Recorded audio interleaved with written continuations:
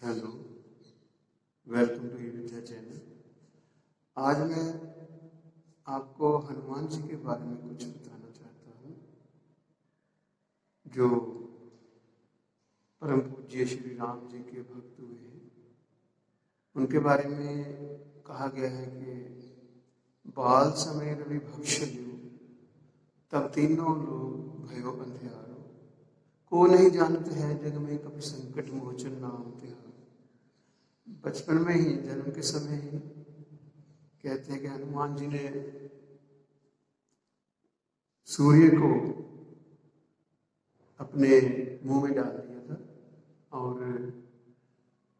तीनों लोगों में अंधेरा छा गया था, यानी पृथ्वी लोग, मात लोग जिसे कहते हैं, और पाताल लोग हैं और इंद्र लोग, देवताओं का वास है। तीनों लोग भयो अंधेरा। जब सूर्य अस्त हो जाता है तो अंधेरा छा जाता है, रात आ जाती है। तो ऐसे ही अगर किसी व्यक्ति ने मुंह में डाल दिया तो नेचुरली अंधेरा छा जाएगा। पहली बात, अगर आस्था है हमारी भगवान में, देवताओं में, अवतारों में, पीर पैगंबरों में, तो जो कुछ भी कहा है वो सत्य है और हाथ जोड़कर स्वीकार कर लिया जाता है कि जो कहा गया ठीक है। ये जो कहा गया है, लिखा गया है ना, ये भगवान ने या किसी पैगंबर ने नहीं लिखा, अवतार ने नहीं लिखा। ये आम लोगों ने कविताएं लिखी हैं, कहानियां लिखी हैं, आस्था पूर्वक, श्रद्धा पूर्वक उसमें अति कथनी कर दी गई। जैसे इसमें है, बाल समय रवि भक्ष लियो, तब तीनों लोग भयो अंधियारो। तो आज वैज्ञानिक युग में अगर इसको देखा जाए तो पहली बार फिर मैं कहता हूँ, आस्था है तो सब कुछ ठीक है, जो भी किया भगवान देवताओं ने सब ठीक है। लेकिन अगर वैज्ञानिक तौर पर इसको परखा जाए तो ये बात ठीक नहीं बैठती, क्योंकि सूर्य 15 करोड़ किलोमीटर दूर है। चलो, भगवान की शक्ति से हनुमान जी पहुंच भी गए, तो गर्मी इतनी है, करोड़ों डिग्री जो तापमान है, यहाँ पर हम 40 डिग्री पर बुरा हाल हो जाता है और इंसान जीवित नहीं रहता। 50 के ऊपर तो जीना मुश्किल हो जाता है सिवाय एसी।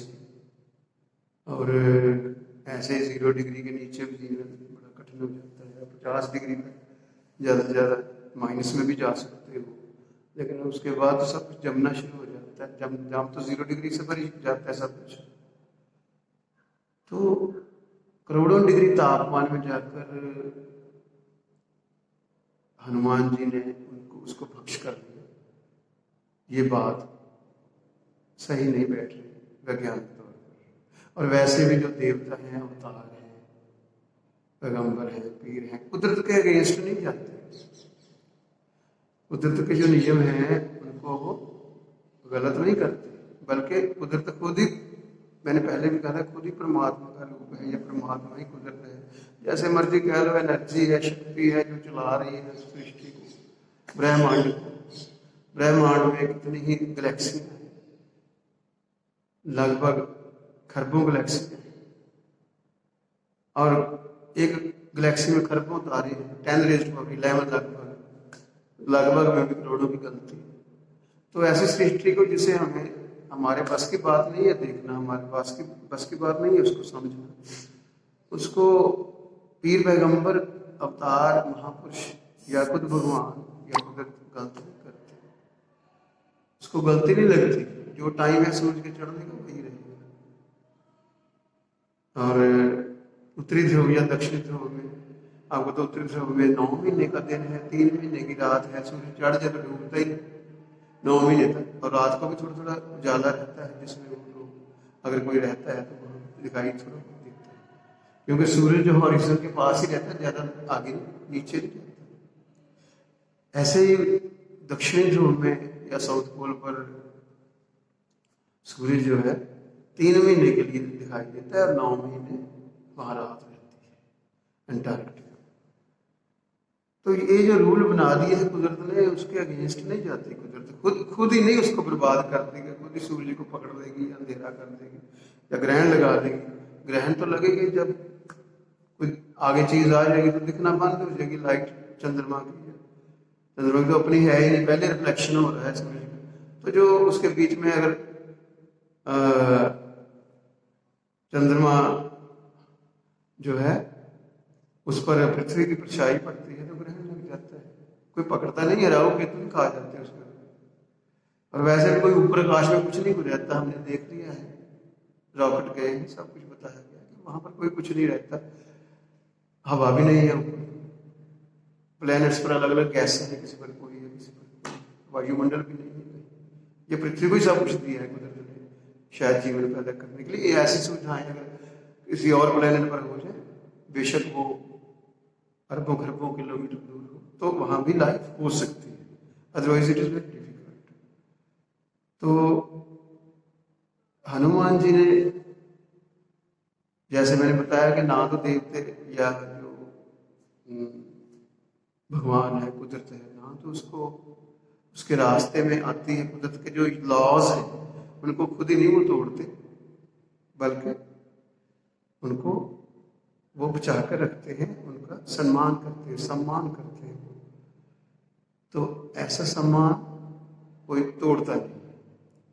तो इससे ये जाहिर होता है कि आस्था पूर्वक, श्रद्धा पूर्वक चलो कुछ भी हम लिख सकते हैं, किसी अवतार ने, किसी पैगंबर ने कुछ भी कर दिया, किसी को मुर्दे को जिंदा कर दिया या कुछ भी कर दिया, ऐसा नहीं होता है। वैसे कई बार मुर्दे उठ भी जाते हैं दोबारा, कई जगह केसेस हुए हैं कि कुछ देर तक धड़कन जो है दिल की हरकत बंद हो गई और उसके बाद वो चल पड़ी, तो अंतिम संस्कार करने से पहले वो जीवित हो गए। तो ऐसा कई बार संभव है कि वो हृदय गति जो रुक गई थी वो चल पड़ी, ऐसा हो गया हो। लेकिन कुदरत के असूलों के अनुसार ही सब कुछ होता है। तो ये मैं कहना चाहता हूँ कि हमें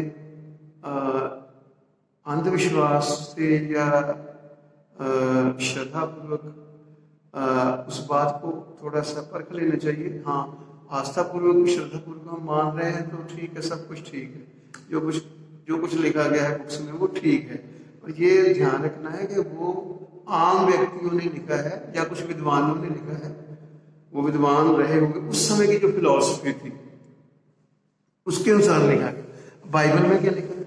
बाइबल में लिखा है जी सूर्य जो है धरती सेंटर है और बाकी सभी सूर्य, प्लैनेट्स और नक्षत्र जितने भी वो सारे धरती के इर्द गिर्द चक्कर लगाते हैं।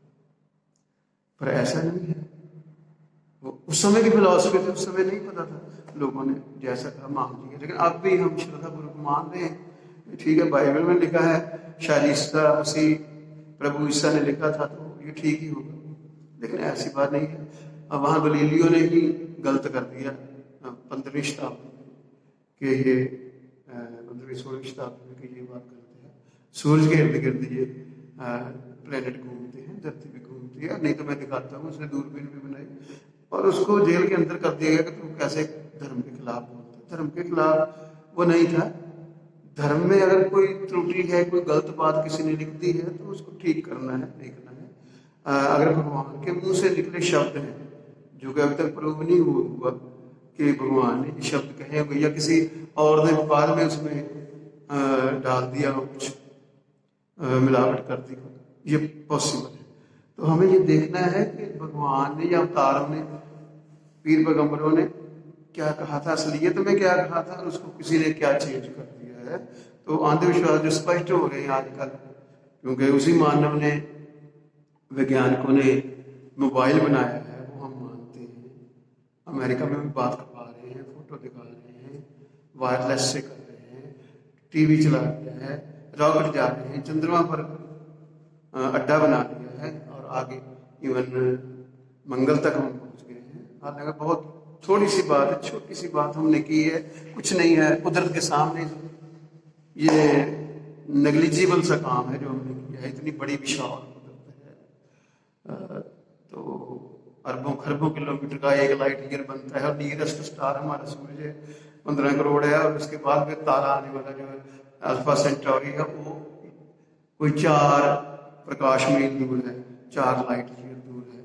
और एक लाइट ईयर में कोई 9 × 10⁻12 किलोमीटर होते हैं। तो लाइट की स्पीड से अगर चाहें चले तो 4 साल लग जाएंगे हमें वहां पर पहुंचने में। लाइट की स्पीड कितनी है? 3 लाख किलोमीटर प्रति सेकंड। तो 3 लाख किलोमीटर प्रति सेकंड में अगर जा सके तो 4 साल में, लगभग 4 साढ़े 4 साल में हम नियरेस्ट स्टार जो सूरज के बाद आने वाला है अल्फा सेंटोरी, उस पर पहुंचेंगे। ध्रुव तारा हमसे 70 लाइट ईयर दूर है, 70 लाइट ईयर। और कुछ तो तारे ऐसे हैं जिनका प्रकाश अभी तक हमारे पास पहुंचा ही नहीं है, पता नहीं कब पहुंचना है। तो ये है जो अथाह कुदरत है, विशाल कुदरत है, जो हमारे बस की बात नहीं है। गुरु नानक देव जी ने कहा तेरा अंत ना पारावार, लखा धरतियां लखा आकाश। उन्होंने क्या कहा? लखा धरतियां लखा आकाश। तो कहते हैं कि लाखों ही धरतियां लाखों आकाश है। उस समय देखो 500 साल पहले वो कह गए थे, उनको समझ आ गई थी इस बात की कि ये तेरा अंत ना पारावार। तो साइंटिफिक है ये बात, उन्होंने साइंटिफिक देखो कर दी है। तो ठीक है,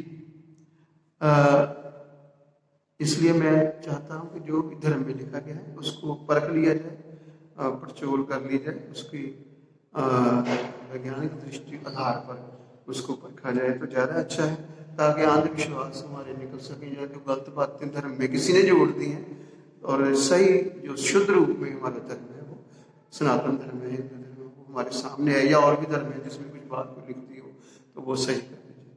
तो धन्यवाद।